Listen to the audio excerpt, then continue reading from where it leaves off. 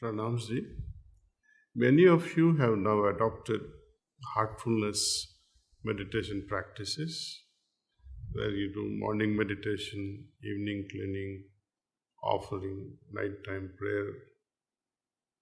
It's wonderful. As I mentioned in the previous sessions when we meditate, it is really helpful to try to retain within ourselves during the entire day the peaceful condition we have gained. A deep meditative state can be the foundation for effective communication. This is what can give us the inner centeredness and open hearted way of being that supports us to relate harmoniously with others and with ourselves also. Communication is actually an energy exchange. Imagine if you are not communicating with words like toads or like snakes or like flowers or like trees and bees. How would you communicate? It's actually an energy exchange, a tuning of vibrations. Every interaction is simultaneous flow and interchange between systems. But it's not like a table tennis match or taking turns and ping pong and back and forth. It's more like dancing or creating music together. You will have seen when musicians perform and the flute, the violin, the tabla, all they weave together like a conversation, perfectly in tune to each other, leading or following. What happens if one of the instrument is not in tune? It becomes painful to listen. Same thing is with communication. Because every communication is subtly shaped by who we are with at the time. For example, we don't communicate in the same way with our neighborhood as we do with, say, our child.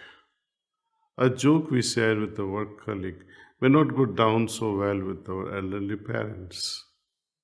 We speak differently with our spouse from how we might speak with our boss. Unless, of course, your spouse is your boss. That situation has its own unique challenges. Today, I want to speak about the importance of listening. I've often said that we hear in one ear and goes out from the other ear. Whereas when we listen with our heart, it sinks in.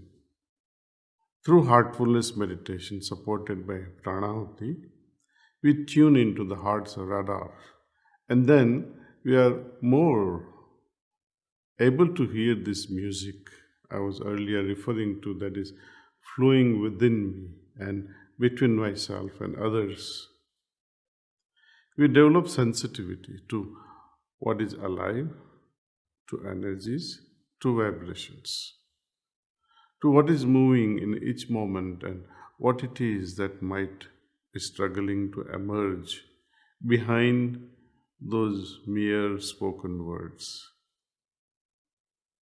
We are able to perceive the emotions behind those words. Learning to listen means focusing on what people mean and what they might be feeling that is unspoken.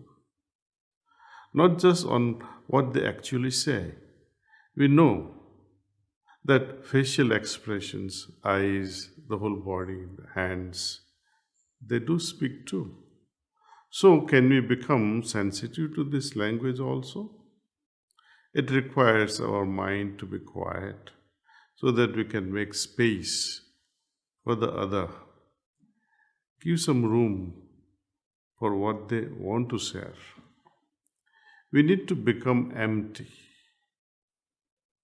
silent within, to let go of our agendas, of our judgmental thoughts, and our prejudices. Listening without any prejudice and expectations makes us empty. It is this emptiness that creates the real magic. One becomes the witness. This is the power of presence in action. Inside we are silent, but our heart is open. Silence connects us with our deeper self. So we can see how regular silent meditation, cultivating this inner peacefulness, is such a powerful tool to help us to listen to ourselves and to others. Although we have all probably heard 100 of times about the vital importance of listening to others before we respond, it's amazing how much work there is still to be done to make this as a habit, conscious habit. You might now know the book by Dr. Stephen Covey, The 7 Habits of Highly Effective People. Have you? I think if you have not read it, I wish you would take time and share it with your family. One of the effective habits he identifies is seek to understand before you are understood. Let me repeat. Seek to understand before you are understood. In other words, listen first. Try to understand the other person before you start talking about what you think or you feel. Saint Francis of Assisi's beautiful prayer also says that, O Divine Master, grant that I may not so much seek to be consoled as to console, to be understood as to understand, to be loved as to love. For it is in giving that we truly receive. Listening to others first goes far beyond being simply polite or considerate. It actively contributes to satisfying, fruitful interactions. Listening moves us closer to each other. It creates relationship. Don't we all want to be heard and understood? And it saves time and stress. Just as we want to be heard and understood, others also like to be heard and be understood. Only then communication can happen. Listening carefully will save you so much of time. Think of how much time gets used up in sorting out misunderstandings just because you didn't listen properly or the other person didn't listen properly. Apart from the tensions that arise between people who don't feel heard by each other. So often, even if we are not actually interrupting a speaker, we are itching for a moment when we can say what is in our mind. Response predominates. Dr. Stephen Covey pointed out that most people do not listen with the intent to understand. They listen with the intent to reply. In conversations, people so often jump in to tell their own story instead of hearing the other out. Oh, the same thing happened to me. And off they go, telling about an experience that was similar. And all the focus shifts to that person and their story. And the one who wanted to be heard is left high and dry. In heartful communication, we call these interruptions circuit breakers. Remember this word, circuit breakers, because they often disrupt the connection between people. It's almost like this, You have beautiful air conditioning working in your living room or bedroom, and there's a circuit breaking. What happens? You don't enjoy that room anymore. Similarly, when circuit breakers somehow triggers during communications, during discussions, it also interrupts the flow of our discussion. We offer unwanted advice in so many diverse ways. My Adiguru Pujya Lalaji Maharaj gave us one of the most singular principles of life that he himself exemplified with. He said, I quote, never offer advice unless invited, otherwise, it is likely to yield bad results. If you find any fault with anybody, pray for his freedom from it. Unquote. So here is his guidance. Instead of giving advice, criticizing, or talking about someone behind their back, we can offer prayer. Most of us are very, very good at fixing or giving advice, and we are not at all good at simply listening. Like when we tell the person who is speaking to us not to feel what they're actually feeling.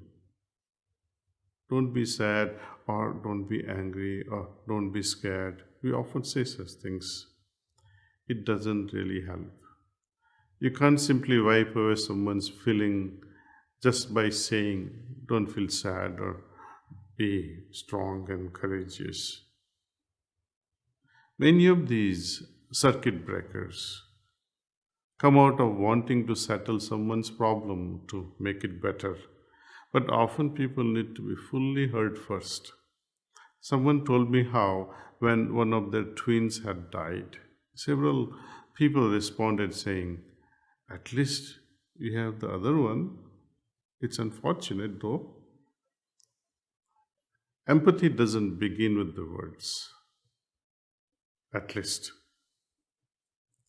The lady really needed empathy and understanding for her loss of one of the twins. And this reply, although it was meant well, intended to be comforting, actually left her feeling very alone with her grief. I heard of a large hospital that had a complaints box in which patients or the relatives would drop the written complaints or suggestions. Do you know 80% of these messages were not about the treatment or the facilities? Most of them stated, no one listened to me. I just wanted to be heard. The best doctors and nurses are those who listen to us when we are anxious or distressed. When they are able to lend an empathetic ear to their patients, so much healing can happen then and there itself. Unfortunately, there can be times when we miss opportunities to be there to listen to someone who is in trouble, and we can deeply regret that moment. I will give you a very personal example. There was a friend of mine who was very close to me, and back in 1979, something went wrong in his marriage. A month later, he came to my hostel in Ahmedabad, and unfortunately, I was not in my room. He left a note. Kamlesh, I came to see you to discuss few things. I hope to meet you again very soon. And he left. A week later, I heard the news that he had committed suicide. If I had the opportunity of listening to him, this was not a deliberate attempt. In not listening, it just happened like that. I could have maybe changed someone's life.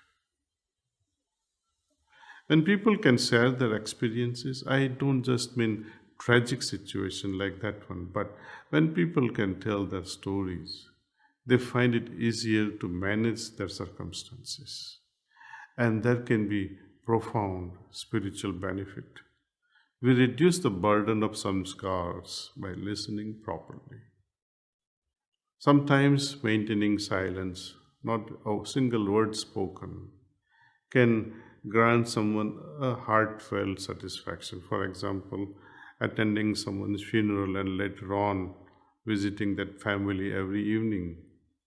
Speak no word, just be there. That is more than enough.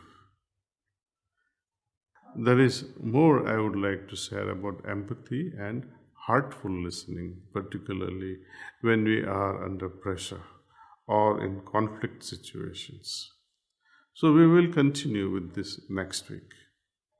Lastly, here is an interesting fact: the word listen contains the exact same letters as the word silent.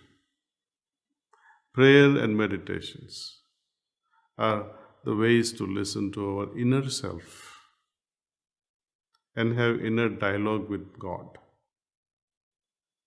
In silence, we connect and are ready to listen to God. This week, I invite you all to begin your morning practice of meditation with heartfulness prayer. Begin your meditation in a prayerful state. Say the words of the prayer quietly to yourself and then reflect on them for a few minutes. This prayerful approach can give a special charge to our meditational practice.